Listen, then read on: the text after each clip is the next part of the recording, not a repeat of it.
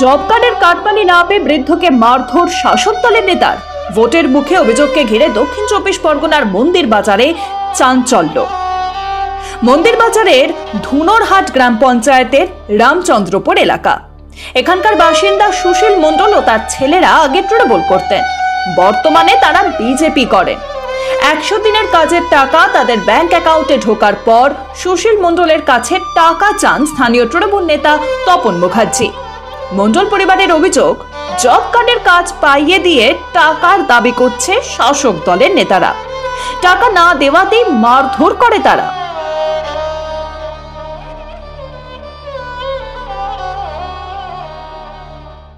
আপনার সঙ্গে টিএমসি নেতারা কি করেছে? আমি সোমবার দিন বাজার থেকে ফিরতে এলাম, আমাকে অ্যাটাক করেছে, করে লাঠি রড দিয়ে মেরেছে, আমাকে মেরে সাইকেল, মোবাইল, টাকা ফাকা সব কেড়ে নিয়েছে।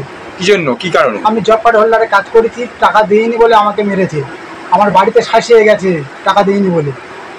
আপনি যে কাজটা করেছেন সেই টাকাটা ফেরত দেননি বললে তার জন্য আপনার মারধর করেছে? হ্যাঁ, তার জন্য আমাকে মেরেছে। আমার বাবাকেও, আমার বাবা ঠেকাতে গেছে, আমার বাবাকেও মেরেছে। কে মেরেছে?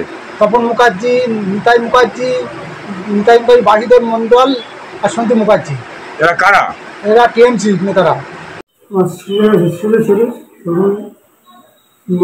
গাড়ি রাখে মোবাইল কেড়ে নিয়েছে, গাড়ি কেড়ে নিয়েছে, মেরে গেলে তার বাড়ি নিয়ে গেছে। আমি সর্বভৌম ফোন করতে বাড়িতে এসে আমার বাড়ি ভেতরে নিয়ে আটকে দিয়েছে, যেতে ওগুলো মারতেছে, দুজন হাজার করতেছে। আমি ঠেকাতে যে আমার লাগবে বেরিয়েছে। আমরা জব কার্ডের কাজ করেছিলাম, সেই টাকা নিতে হবে। জব কার্ডের কাজ করেছেন, সেই টাকা ওদেরকে দিতে হবে। জব কার্ডের কাজের টাকা তুলে দেননি বলে আপনাদেরকে মারধর করেছে। ছেলেটা মেরেছে, আমি ঠেকাতে গেছি বলে মোবাইল কেটে নিয়েছে, গাড়ি কেটে নিয়েছে। কে মেরেছে? মুখার্জি, বাসু মণ্ডল আর নিতাই মুখার্জি। আর ছেলে সন্তু মুখার্জি। ওরা কে? ওরা কি মানে ওরা কারা?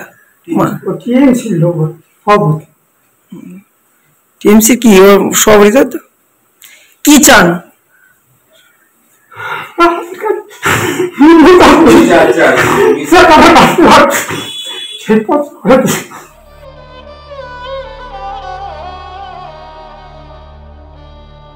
মারধরের কথা অস্বীকার করেছেন তৃণমূল নেতা।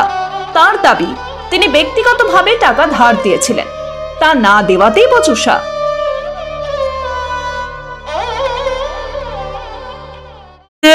অভিযোগ উঠছে যে 100 দিনের যে কাজের টাকা, যে আপনি কাটমানি চেয়েছেন, সেই কাটমানি না দেওয়ার অপরাধে আপনি মানে তাদেরকে বেধড়ক মারধর করেছেন। কি বলেন দাদা এই বিষয়ে? এটা সম্পূর্ণ ভুল দাদা। ওরা পুকুর কাটার সময় আমার কিছু টাকা ধার নিয়েছিল, বলেছিল দাদা খুব অসুবিধা, গরিব লোক, আমরা জব কার্ডে কাজ করেছি, টাকা পেলে দিয়ে দেবো, শোধ করে দেবো। এবার টাকা ঢুকেছে জব কার্ডে, ঢোকার পরে আমরা গিয়ে বললাম যে ভাই আমাদের যে টাকাটা নিয়েছিলে দাও। সেই টাকাটা চাওয়ার জন্য কথোপকথন হয়েছে, কথার হয়েছে, এছাড়া অন্য কিছু নয়। কোনো মারধরের ঘটনা ঘটেনি, সম্পূর্ণ ভুল। তো আমাদের তৃণমূল দলের সঙ্গেই ওরা ছিল, যার জন্য টাকাটা আমরা ধার দিয়েছিলাম। এখন সম্পূর্ণভাবে সব কিছু পাওয়া হয়ে গেছে, বিজেপি করছে ওরা, তাই পরিকল্পনা করে এরকম ধরনের ঘটনা ঘটে। ওরা দাবি করছে যে আমাদেরকে মানে বেধড়ক মারধর করেছে, এবং ওরাই মানে ডাক্তারি রিপোর্টও দেখিয়েছে। ডাক্তারি রিপোর্ট দাদা পয়সা দিলে পাওয়া যায়, আমরাও করেছি, কিন্তু এটা সম্পূর্ণ ভুল, মিথ্যা। মারধরের মতো কোনো ঘটনা ঘটেনি। তর্ক বিতর্ক হয়েছে, কথা কাটাকাটি হয়েছে, এছাড়া দ্বিতীয় কিছু হয়।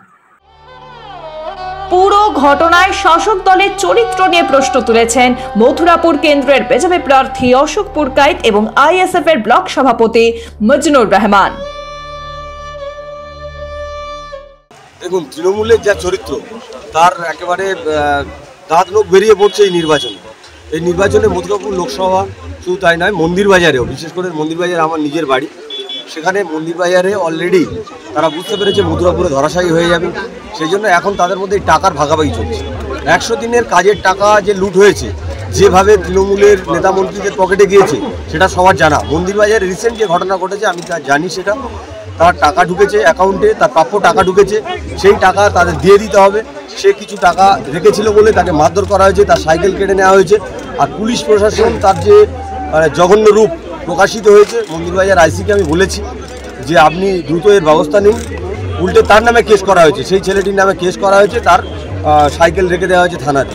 তো পুলিশ এবং তৃণমূলের গুন্ডারা যেভাবে এখানে আক্রমণ চালাচ্ছে সেটা আগামী দিনে খুব ভয়াবহ। বিশেষ করে আপনি দেখুন, যদি আপনি ক্রিমিনাল যারা তাদের বিরুদ্ধে আপনি লড়তে পারেন, কিন্তু পুলিশ আর ক্রিমিনাল যদি এক হয়ে লড়ে, টিএমসি যেটা করছে সেটা কিন্তু ভয়াবহ রূপ নিতে চলেছে। কিন্তু আমার বিশ্বাস মন্দিরবাজারের মানুষ, মথুরাপুরের মানুষের প্রতিরোধ গড়ে তুলবে এবং এই প্রশাসন এবং এই তৃণমূলের গুন্ডা এবং চোরেদের যথাযোগ্য জবাব দেবে এই 2024-এর লোকসভা। সোশ্যাল মিডিয়ার মাধ্যমে আমিও পেলাম। তো মূলত এই রাজ্য সরকারে যারা মানে বুথ স্তর থেকে রয়েছে, যেসব ছোটোখাটো ফুচকে নেতারা, এগুলো এক ধরনের বলতে তোলা মানে যে মানুষ যে কাজ করেছে জব কার্ডে, সে হয়তো পুকুরের একটা কাজ করেছে, পুকুর কেটেছে, সেই টাকাটা নেওয়ার জন্য তার লাঠি দিয়ে মারধর করছে। এই জন্য বিকল্প রাজনীতি ইন্ডিয়ান সেকুলার ফ্রন্ট করছে। তো আমিও এই ভিডিওটা দেখেছি। তো বিষয়টা হচ্ছে কি, মানুষ এগুলো দেখছে, মানুষ তার বিচার এই সামনে লোকসভা ভোটে দেবে। কারণ এই শাসক দলের মূল এজেন্ডার হচ্ছে কিভাবে মানুষের কাছে টাকা পয়সা লুটে নিতে হবে। এই রকমভাবে কোনোদিন একটা রাজ্য চলতে পারে না। তাই আমার এই মন্দিরবাজার ব্লকে ধনুরাট অঞ্চলের ঘটনা আমি যত সম্ভব শুনলাম। তো বিষয়টা হচ্ছে কি, এরকম প্রতিটা অঞ্চলে, প্রতিটা বুথে এইরকম গুন্ডামি করেই শাসক দলের নেতারা চলছে। লোকসভা নির্বাচনের শেষ দফাতে এই কেন্দ্রে ভোট, তার আগে এ ধরনের ঘটনার সামনে আসায় অস্বস্তিতে শাসক দলের নেতারা। ব্যুরো রিপোর্ট, মাধ্যম।